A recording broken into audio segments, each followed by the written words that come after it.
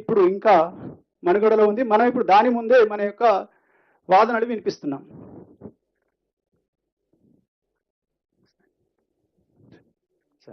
Okay, సరే. మిత్రులందరికీ ఇప్పుడు చూపెట్టబోయే 2-3 స్లైడ్స్ జాగ్రత్తగా పరిశీలించవలసిన విజ్ఞప్తి చేస్తున్నా. బచావ్ ట్రిబ్యునల్ 1976లో ఉమ్మడి ఆంధ్రప్రదేశ్, కర్ణాటక, మహారాష్ట్రకి 75% డిపెండబిలిటీ మీద చేసిన కేటాయింపులు ఉమ్మడి ఆంధ్రప్రదేశ్కి 811 టీఎంసీలు, కర్ణాటకకి 734 టీఎంసీలు, మహారాష్ట్రకి 585 టీఎంసీలు. అంటే మొత్తం 2130 టీఎంసీల ఈ 3 రాష్ట్రాల్లో బచావ్ ట్రిబ్యునల్ డివైడ్ చేసింది. నెక్స్ట్. అయితే తర్వాత ఈ బచావ్ ట్రిబ్యునల్ తర్వాత కేంద్ర జల సంఘం ఆమోదం లేకుండా మిగుల నీటిని ఉమ్మడి ఆంధ్రప్రదేశ్ లో కొన్ని ప్రాజెక్టులు మొదలుపెట్టారు. మొదలుపెట్టిన ప్రాజెక్టులు ఏంటిది? After Bachao tribunal SLBC tunnel, అది 40 టీఎంసీ, కల్వకుర్తి ఎత్తిపోతల పథకం 53 టీఎంసీ, నెట్టెంపాడు ఎత్తిపోతల పథకం 25 టీఎంసీ, పాలమూరు రంగారెడ్డి 90 టీఎంసీ, డిండి ఎత్తిపోతల పథకం 30 టీఎంసీ, కోల్ సాగర్ ఎత్తిపోతల పథకం 3.3 టీఎంసీ, అదేవిధంగా నికర జలాల ఆధారంగా భీమా 20 టీఎంసీ, మొత్తం 261 టీఎంసీలు మరి ప్రాజెక్టులు మొదలుపెట్టడం జరిగింది, కానీ పూర్తి చేయలేదు. ఇది నేను పర్టికులర్ గా ఎందుకు హైలైట్ చేస్తున్నానంటే, ఈ ప్రాజెక్టులు ఎన్నో సంవత్సరాలు, దశాబ్దాలైంది మొదలుపెట్టి, ఈ ప్రాజెక్టులు గత 10 ఏళ్లలో పూర్తి చేసుంటే కృష్ణా నదీ జలాల్లో మనకి తెలంగాణకి పూర్తి న్యాయం జరిగేది. నేను మళ్ళీ చెప్తున్నా, ఇవన్నీ గతంలో ఉమ్మడి ఆంధ్రప్రదేశ్ లో మొదలుపెట్టిన ప్రాజెక్టులు. SLBC 40 TMC, Kalwakurthy 53 TMC, Nettempadu 25 TMC, Palamuru Rangareddy 90 TMC, డిండి 30 టీఎంసీ, కోయిల్ సాగర్ 3.3 టీఎంసీ.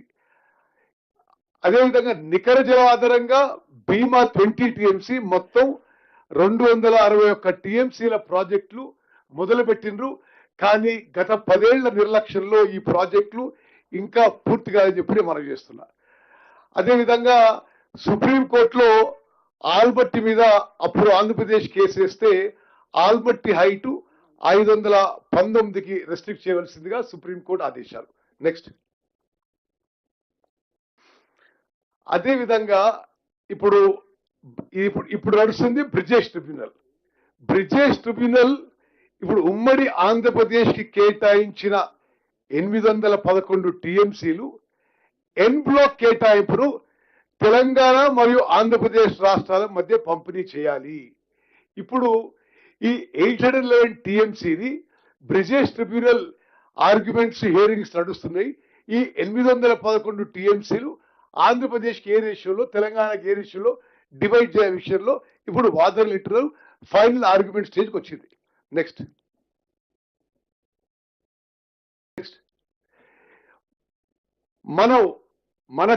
ఇప్పుడు డిసెంబర్ 2023లో కాంగ్రెస్ ప్రభుత్వం ఏర్పడిన తర్వాత మనం ఈ బ్రిజేష్ ట్రిబ్యునల్ ముందు వినిపిస్తున్న వాదనలు ఏంటంటే, population, cultivable area, drought prone area, drainage area, ఇవన్నీ తీసుకుని 811 టీఎంసీల్లో ఒక సైంటిఫిక్ బేసిస్ లో క్యాలిక్యులేట్ చేసి ఈ బ్రిజేష్ ట్రిబ్యునల్ ముందు మనము తెలంగాణకి 575 టీఎంసీలు కేటాయించాలి, ఆంధ్రాకి 236 టీఎంసీలు ఇవ్వాలి. ఈ మొత్తం 811 టీఎంసీలు అనే వాదనలు ఇప్పుడు మనం ఈ బ్రిజేష్ ట్రిబ్యునల్ మీద వేపిస్తున్నాం.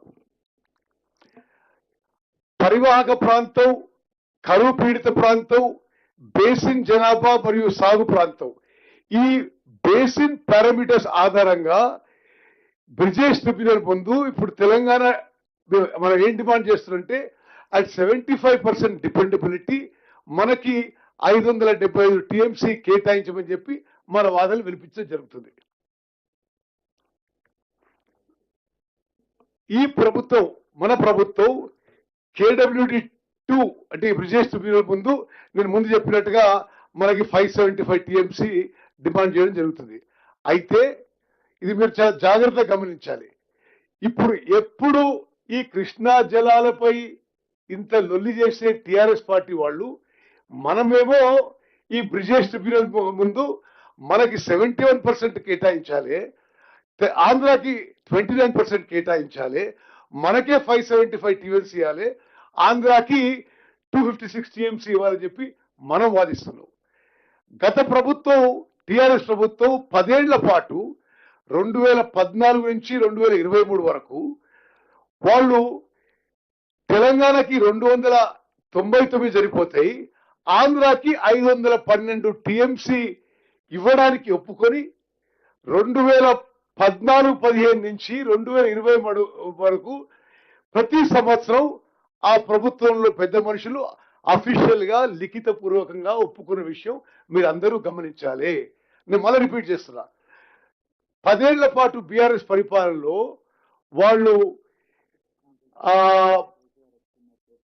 ఆంధ్రప్రదేశ్ కి 512 ఇస్తూ మనకి 299 టీఎంసీ సరిపోతాయని చెప్పి గతంలో బీఆర్ఎస్ ప్రభుత్వం చెప్పింది. మన కాంగ్రెస్ ప్రభుత్వం ఏర్పడిన తర్వాత మనం వచ్చిన తర్వాత మనకే 575 టీఎంసీలు ఇవ్వాలి, వాళ్ళకే 256 టీఎంసీలు ఇవ్వాలి అని చెప్పి మన వాదనలు ఈరోజు వినిపిస్తున్నాం. 2016 సెప్టెంబర్ 21న జరిగిన మొదటి అపెక్స్ కౌన్సిల్ సమావేశంలో ఈ పర్సంటేజ్ లో అప్పుడున్న పెద్ద మనుషులు ముఖ్యమంత్రిగా కేసీఆర్ గారు గాని, ఇరిగేషన్ మంత్రిగా హరీష్ రావు గారు వాళ్ళకి 66% వాళ్ళకి ఇస్తూ మనం 34% ఈ నీళ్లు సరిపోతాయని లిఖిత పూర్వకంగా ఇచ్చినాము. మన ప్రభుత్వం కాంగ్రెస్ ప్రభుత్వం ఏర్పడిన తర్వాత ఇది మనకు అంగీకారం కాదు, మాకే 71% ఇవ్వాలి, ఈ బేసిన్ పారామీటర్స్ మీద చెప్పి మనం వాదనలు వినిపిస్తున్నాము. 9 జనవరి 2020 గత ప్రభుత్వం గత 2 సంవత్సరాలుగా నీటిని 34:66% పంచుకోవడానికి అంగీకరించినట్లు కేఆర్ఎంబి ముందు తెలియచేస్తూ ఈ బ్రిజేష్ ట్రిబ్యునల్ అవార్డు వచ్చే వరకు మనకి 34% నీళ్ళు సరిపోతాయి, 66% ఆంధ్రాకి ఇవ్వమని చెప్పి లిఖిత పూర్వకంగా ఇవ్వడం జరిగింది. మన ప్రభుత్వం వచ్చిన తర్వాత గౌరవనీయ ముఖ్యమంత్రి రేవంత్ రెడ్డి గారు 3 మార్చ్ 2025 కేంద్ర జలశక్తి మంత్రికి లేఖ రాసి ఇది మాకు అంగీకారం కాదు, తెలంగాణకే కృష్ణా జలాల్లో 71% వాటా హక్కు ఉందని, అందువల్ల కేఆర్ఎంబి వద్ద అన్యాయమైన నీటి భాగస్వామ్య ఏర్పాటు, ఇది గతంలో అయిన ఏర్పాటు అంటే మనకి 34% 66% సవరించాలని, ఇది మాడిఫై చేయాలని అఫీషియల్ గా మన ప్రభుత్వం సెంట్రల్ గవర్నమెంట్ లో